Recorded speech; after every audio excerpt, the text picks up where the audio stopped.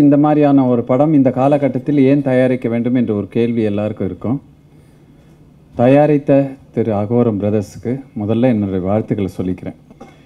ஏன்னா இது அவர் செட்டே என்ன அது சொல்கிற இது என்னதான் வடிவேலு தான் அந்த செட்டு. அவரை நம்பித்தான் இந்த படம். அவரை சுற்றி இருக்கிற கதை தான் நாங்கள் எல்லாருமே. யுவராஜை பற்றி சொல்லணும்னா, Yuvraj is a wonderful person. 8 அமைச்சர்கள் பாலா சொன்னார், 8 டார்ச்சர். நாங்கள் 8 பேருமே ஆளாருக்கு பிடிச்சி இழுத்துருப்போம். எப்படியோ சமாளித்து கொண்டு வந்து கரை சேர்த்துட்டாரு. அந்த அளவுக்கு பிரமாதமாக பண்ணிட்டு இருந்தார். இந்த 3 வருஷ இடைவெளி வடிவேலுக்கு கண்டிப்பாக தேவை. ஏன்னா எத்தனை வருஷம் ஓடிட்டே இருந்தாப்புல அது கொஞ்சம் மூச்சு இழுத்து முடித்து திருப்பி நல்ல சுவாசத்தை நல்ல காற்றை சுவாசிக்கிறதுக்கு இது இந்த இடைவெளி மிக சரியான இடைவெளியாக அவருக்கு அமைஞ்சிருக்கு.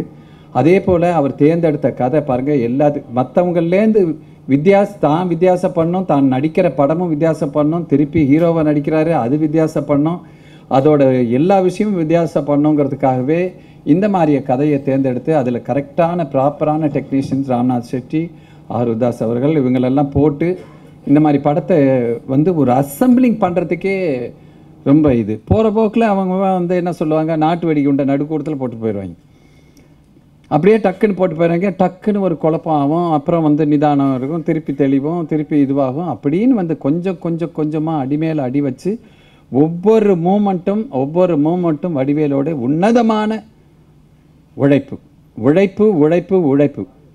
அதான் தம்பி இவர் சொன்னது மாதிரி, கிருஷ்ணமூர்த்தி சொன்னது மாதிரி, அந்த சினிமாவை அவர் சுவாசிக்கிறார்.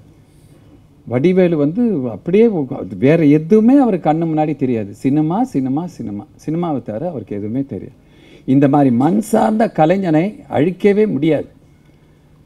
யாரும் அவர் ஒதுக்கிட்டார் அவராக இருந்திருக்காரே தவிர அவர் எப்போ வந்தாலும் அதே கைத்தட்டலோட அதே வரவேற்போடு இருப்பார், கண்டிப்பாக இருப்பார். முக்கியமாக இந்த மாதிரி படங்களுக்கு இசைங்கிறது ஒரு பெரிய விஷயம். அந்த இசையை இமான் சார் உண்மையே சொல்லப்போனால் எங்கள் மாதிரி பழைய டைரக்டர்களுக்கும் சரி, இப்போ உள்ள யூத் டைரக்டர்களுக்கும் மிகப்பெரிய பிரிட்ஜ் இமான் சார். ஏன்னா அவர் இந்த பக்கம் நான் எங்களை மாதிரி ஆளுங்க போய் கேட்டாலும் சாங் போட்டு தராரு. இந்த மாதிரி யுவராஜ் மாதிரி இருக்கிற ஆளுங்களுக்கும் போட்டு தராரு. அதே மாதிரி இந்த மற்ற இப்போ உள்ள யங்ஸ்டர்ஸ் ஓடுற இளைஞர்கள் அவ்வளோ ஃபாஸ்ட்டாக இருக்கிறவங்களுக்கும் அவர் சாங் போட்டு தராரு.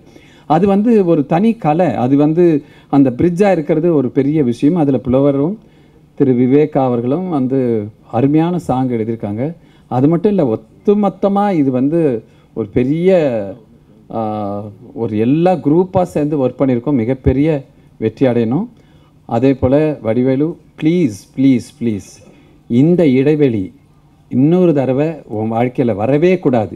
இன்று தொடங்கும் இந்த ஓட்டம் ஓடிக்கொண்டே இருக்க வேண்டும் என்று கேட்டுக்கொண்டு அமைகிறேன். வணக்கம்.